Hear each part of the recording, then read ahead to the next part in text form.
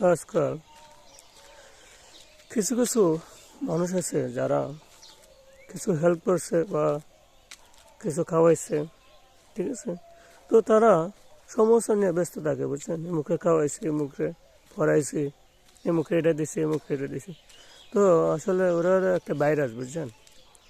যেমন আপনার জ্বর উঠলে ওষুধ না খেলে কাজ করে না, তো এরাও এরকমই। তো এরা একটা ভাইরাস, তো ভাইরাসের লাগে চলাটা খুব কঠিন ব্যাপার, বুঝছেন। তো ভাইরাসের লাগে সবসময় চলা যায় না, আমি মনে করি। কারণ এরা অতিরিক্ত ক্রিমিনাল, মানে দরবার লাগিয়ে রাখে, জামালা লাগিয়ে রাখে। এইসব লোকের লগে চলতে নাই, চললে আপনি বিপদে পড়বেন, ঠিক আছে। এরা বয়া করে করে খারাপ করে ব্যাক করে, এই হলো পরিস্থিতি, হরিব, ঠিক আছে। তো ওদের সাথে আমি মিশতে চাই না, ঠিক আছে। মিশলেও সমস্যা দেখা দেবে, ঠিক আছে। কারণ কুলি যুগে মানুষ প্রতি চালাক, ঠিক আছে। কারণ এরা আপনার সাথে সব কিছু শেয়ার করবে না, এরা দাঁতে মেজে বিষ, ঠিক আছে।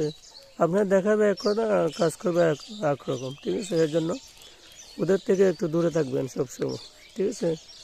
আর যারা আপনাকে দিচ্ছে, খাওয়াচ্ছে, পড়াচ্ছে, যারা সমালোচনা করে না, এই হলো প্রকৃত বন্ধু, ঠিক আছে।